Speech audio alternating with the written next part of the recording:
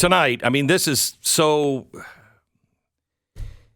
I wrote the book, what was it? It was The Eye of Moloch. And it came out, do you remember? It came out on a Tuesday, and either Monday or Wednesday was the day that Snowden came out and said, the CIA is spying on you. Remember that? No, I don't remember and that. And that was, yeah. And I remember just thinking, wow, what timing, because that's what that book is all about. Tonight, I'm doing a special, and I'm going to show you how there is a net or a noose that is being readied. And it is well coordinated, and it is closer than you think.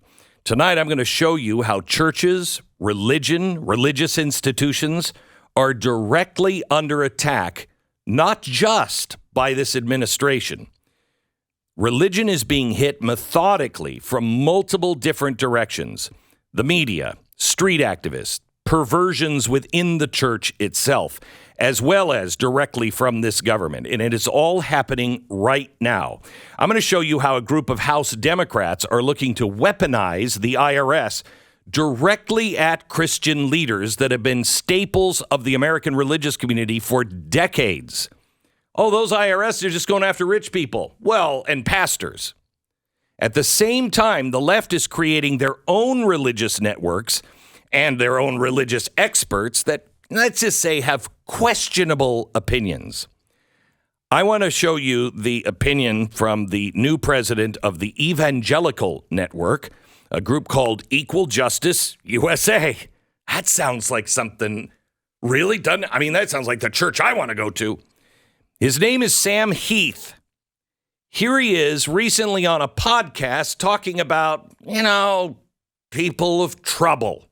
Here it is.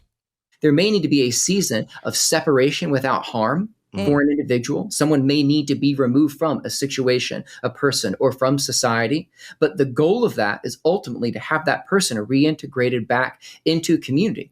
And we already believe this as Christians, right? If we did church discipline in the right way, that's exactly what it is. Right? We approach someone. If that's rebuff, we approach with a group. We bring it before the church, and then that person is removed.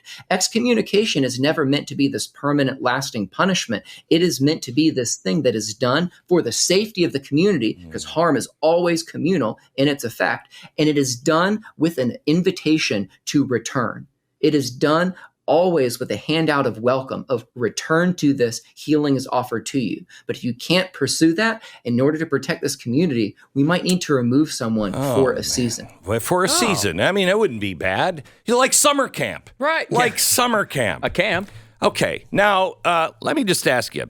This is a guy who is, let's just say, all he's talking about is abolishing all prisons. And the churches just are like, hey, you know what? For a season, I got to have you in a timeout. But what is illegal right now?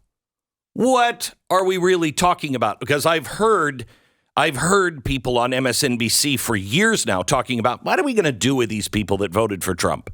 What are we going to do with these people? Now, first, if this was a Christian talking on a podcast about the sanctity of human life, they would have been labeled white Christian nationalist. So we did some digging around, because this guy, he hasn't been labeled anything but good. So his group, Equal Justice USA, has received a 7-figure fund from George Soros's Open Society. Religion is a left-wing weapon now. It is under attack. Leftist agendas are being poured into doctrine and to churches all over the country. You need to be aware of it. But you also need to be aware that the government is going to do whatever they can as well. Abuse of power is what the FBI is doing right now. They are using the FACE Act. How many times have you ever seen a SWAT team or an FBI guys kicking down the door of somebody's house? I have seen that now more, and it's on an act I hadn't even heard about. I mean, I remember when it was passed, and I'm like, okay, well, that's kind of reasonable. Make sure you don't block people. But They should be able to pray. They should be able to say, hey, don't go in. Please don't go in. They should be able to do that, but don't block somebody from entering. Okay. All right. Well, now the Biden administration has taken another political target. Those who believe in the right for life. The guy who is involved on this one, 25-year-old Herb Garrity,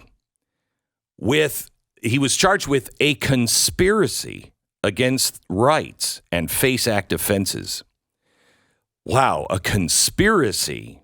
Yes, it's conspiracy. He's going to be on with me in just about an hour. He can't talk about some things. You know who this guy is? This is the guy who helped find, remember they found all of the fetuses, all the little babies in Washington, D.C.? And then it just kind of disappeared, that story. Remember? Loosely. Yeah, you'll remember it next hour. You're going to have to be more specific when you talk about one of these abortion clinics or situations that turn out really ugly. Yeah. Because there's been a lot of them. Okay, so he's now facing 11 years in prison. He will tell you in a little while. He found out about it on Twitter that they were coming for him. That's how he found out about it, okay? He has since said, I'm willing to turn myself in, but they're not, I don't have a word from them yet. I hope they don't bust down my door because I'm welcome. In fact, I have the feeling he kind of welcomes a trial. So this is the world we're headed in if we don't stop the FBI. A whistleblower on the FBI just came out. He blew the whistle on the agency because they're not I'm quoting, they're not following their own rules. The way they are using, quote, excessive tactics ensures that the process is the punishment, even if the suspect is innocent. That's what's happening. You think that 86-year-old woman's going to prison? I don't think so. No, but the process is the punishment in and of itself. And I think to make a quick distinction here, Glenn, you mentioned the FACE Act being rational as far as like, okay, we don't want to block people from going into clinics. And look, you shouldn't be able to do that. It is irrational in the United States of America, however, for that to be a federal crime. There's no reason that comes from the federal government. No reason. Local states, these things communities are always local. That's how you always local. The problem is the local police. They're not doing it. They're not arrested because they'll arrest them, charge them with a misdemeanor, and they'll say, "Look, guys, you can't do that." And they'll arrest them with a misdemeanor, and that's it.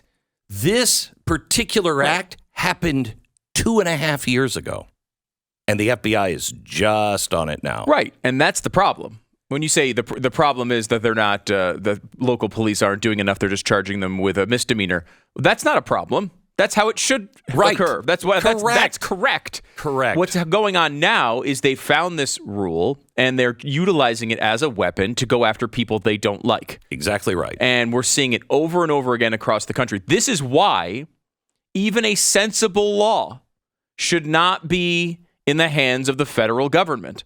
This is why you keep it close to home. This is why you keep it in your local community. There's no reason why a federal law needs to exist to block, because people in Pocatello, Idaho are being blocked walking into a clinic. That's an Idaho situation, not a Washington, D.C. situation. I was reading something the other day unrelated to this, and it said, and it is true, on page 23,897 of the federal code, it states, and I thought, oh, it's just that it's right there. Why didn't we know? Now, here's the craziest part of this thing. We are living in a time, and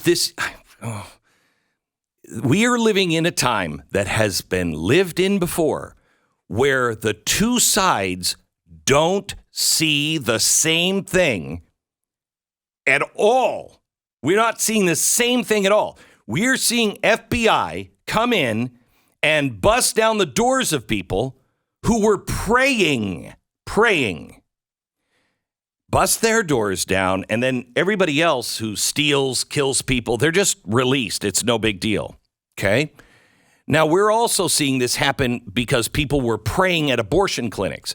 Here is a new ad from Swalwell. Eric Swalwell, the congressman? Yeah. It's a new campaign ad. I'm going to describe it. It is a couple having dinner in their house with their children, and they're having dinner, and all of a sudden you see the blue and red lights through the window. Listen.